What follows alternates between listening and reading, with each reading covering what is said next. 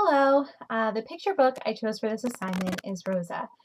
In the past, I've read picture books illustrated by Brian Collier, and I'm familiar with his passion in creating images that transcend children back in time when African American people were treated terribly. I acquired this book from a free table in the elementary school that I was previously working at, and I'm so happy to share it with you today. The story is about Rosa Parks' life, her life as a thoughtful wife, daughter, seamstress, and civil rights leader. Rosa's story invites children to learn and understand the movement that was segregation. And Rosa's story allows children to also visualize Rosa as a woman and a woman with great strength and courage, and depicts her as a true hero. I think for these reasons, reading this story and introducing a topic of racism go hand in hand. So Rosa, written by Nikki Giovanni.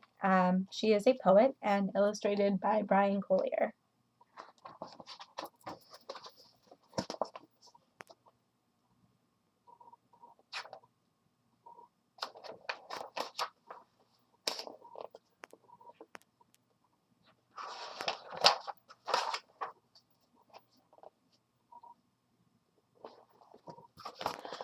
Mrs. Parks was having a good day. Mother was getting over that touch of flu and was up this morning for breakfast at the table. Her husband, Raymond Parks, one of the best barbers in the county, had been asked to take on extra work at the Air Force Base. And the first day of December was always special because you could just feel Christmas in the air.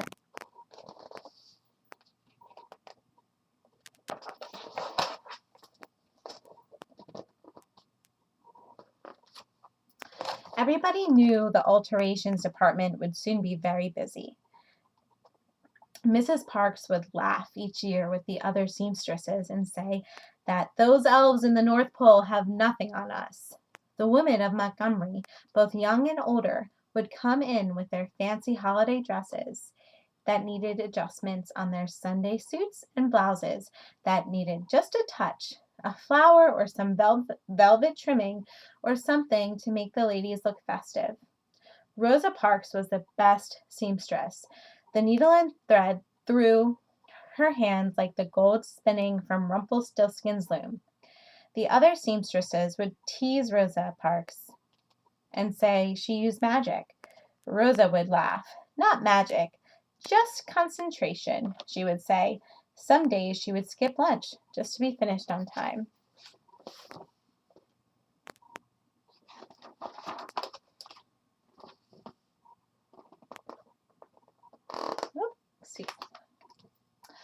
This Thursday, they had gotten a bit ahead of their schedule. "Why don't you go home, Rosa?" said the supervisor. "I know your mother is feeling poorly, and you might want to look in on her." The supervisor knew Rosa would stay until the work was done, but it was only December 1st. No need to push, Rosa appreciated that. Now, she could get home early, and since Raymond would be working late, maybe she would surprise him with a meatloaf, his favorite. "See you in the morning," Rosa waved goodbye and headed for the bus stop. She fiddled in her pocket for the dime so that she would not have to ask for change. When she stepped up to drop her fare in, she was smiling in anticipation of the nice dinner she would make, as was the evil custom. She got off the bus and went to the back door to enter the bus from the rear.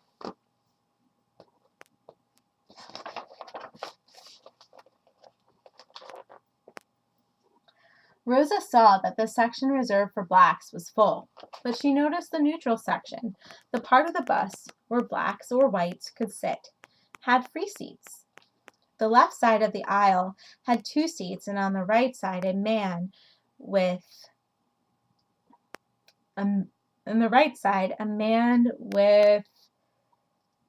I lost my spot. I'm sorry. On the left side of the aisle had 2 seats on the right side, and a man was sitting next to the window. Rosa decided to sit next to him. She did not remember his name, but she knew his face. His son, Jimmy, came frequently to the NAACP Youth Council affairs. They exchanged pleasantries as the bus pulled away from the curb. Rosa settled her sewing bag and her purse near her knees, trying not to crowd Jimmy's father. Men take up more space, she was thinking as she tried to squish her packages closer. The bus made several more stops, and the 2 seats opposite her were filled by blacks. She sat on her side of the aisle, daydreaming about her good day and planning her special meal for her husband.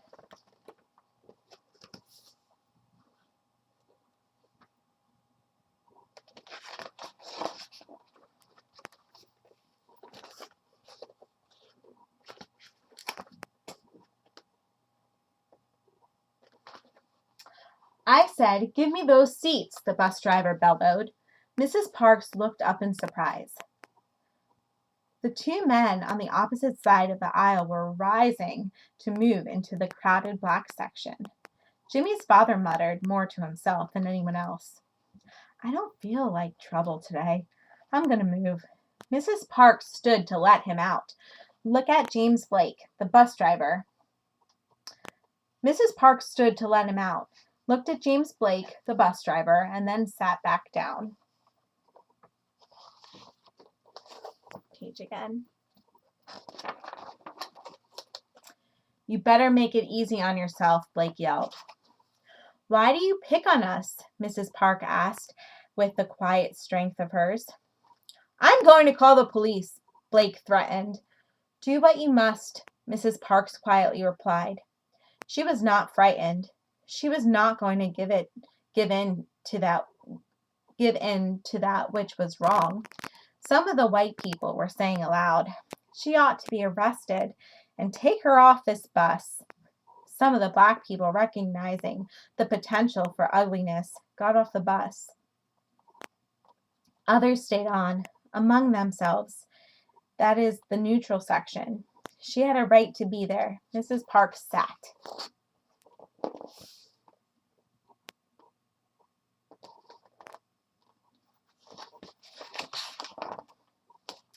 As Mrs. Parks sat waiting for the police to come, she thought of all the brave men and women, boys and girls, who stood tall for civil rights. She recited in her mind the 1954 Brown versus Board of Education decision, in which the United States Supreme Court ruled that separate is inherently unequal. She sighed and realized she was tired. Not tired from work, but tired of putting white people first. Tired of stepping off sidewalks to let white people pass. Tired of eating at separate lunch counters and learning at separate schools. She was tired of colored entrances, colored balconies, colored drinking fountains, colored taxis. She was tired of getting somewhere first and being waited on last. Tired of separate, and definitely tired of not equal.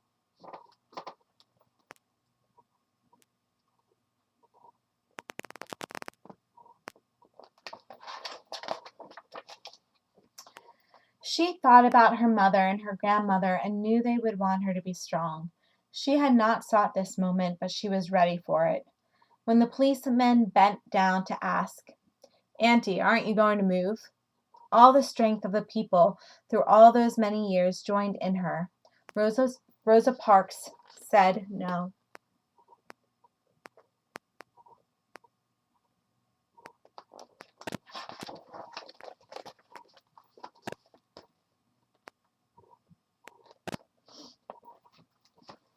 Joanne Robinson was at the Piggly Wiggly when she learned of the arrest. She had stopped in to purchase a box of macaroni and cheese. She always served macaroni and cheese when she baked red snapper for dinner. A sister member of the Women's Political Council approached her just as she reached the checkout lane. "Not Mrs. Parks!" Mrs. Robinson exclaimed. She then looked furtively around. "Pass the word that everybody should meet me at my office at 10 o'clock tonight," she said. Mrs. Robinson was also Dr. Robinson, a professor at Alabama State, the college designated for colored people, and she was the newly elected president of the Women's Political Council. She rushed home to put dinner on the table, cleaned up the kitchen, and put the kids to bed. She kissed her husband goodbye and hurried to the college. It was dark when they finally gathered.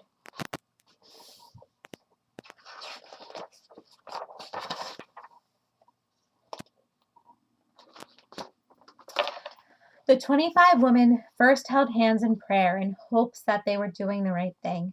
After all, they were going to use the stencil maker, printer, and paper of Alabama State without permission. If they were caught at the college, they could all be arrested for trespassing, but they were working to undermine a vicious law. They decided they would stand under the umbrella of courage Rosa Parks had offered, keeping off the rains of fear and self-disgust. The women quickly formed groups to carry out each task. Making the stencils was the most difficult task because the machine keys had to be struck very hard so the letters would be clearly readable. If a mistake was made, the whole page would be thrown out. It took a lot of concentration.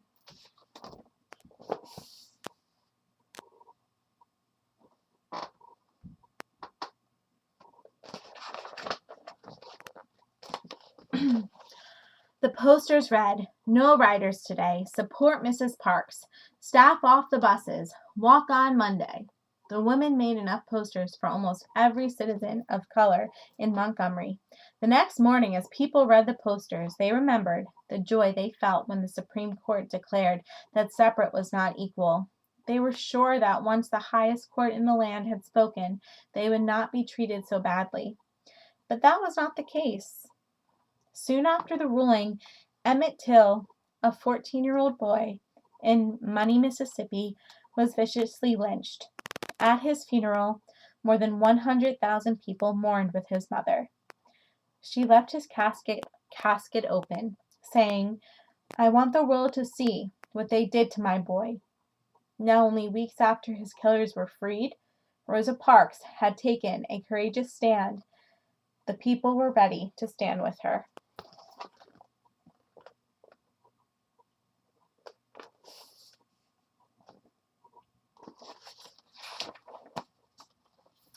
They came together in a great mass meeting, the Women's Political Council, the NAACP, and all the churches.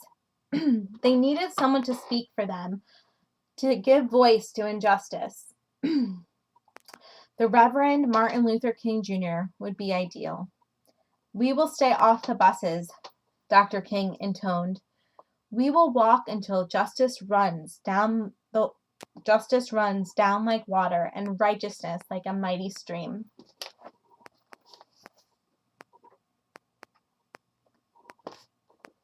Sorry.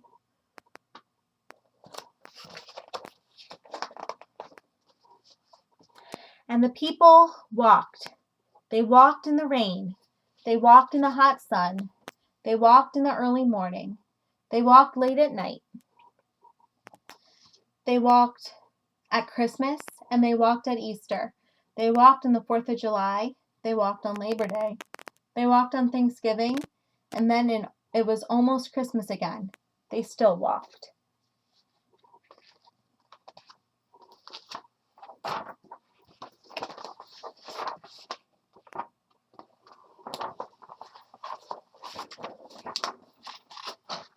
People from all over the United States sent shoes and coats and money so that the citizens of Montgomery could walk.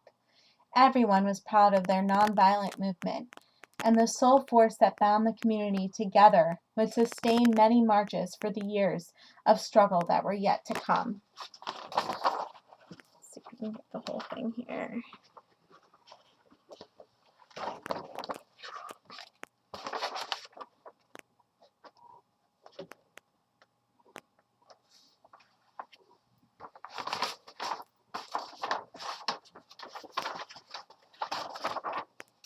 On November 13th, 1956, almost a year after the arrest of Rosa Parks, The Supreme Court of the United States ruled that segregation on the buses, like segregation at schools, was illegal.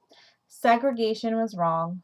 Rosa Parks said no, so the Supreme Court could remind the nation that the Constitution of the United States makes no provision for second-class citizenship. We are all equal under the law and are all entitled to its protection.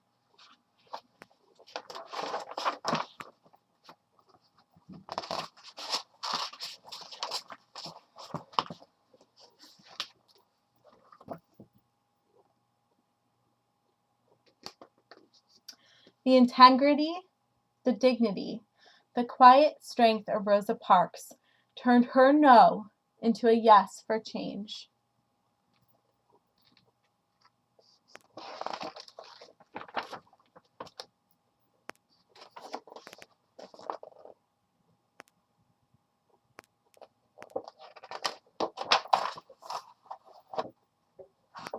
I hope you enjoyed the story, Rosa.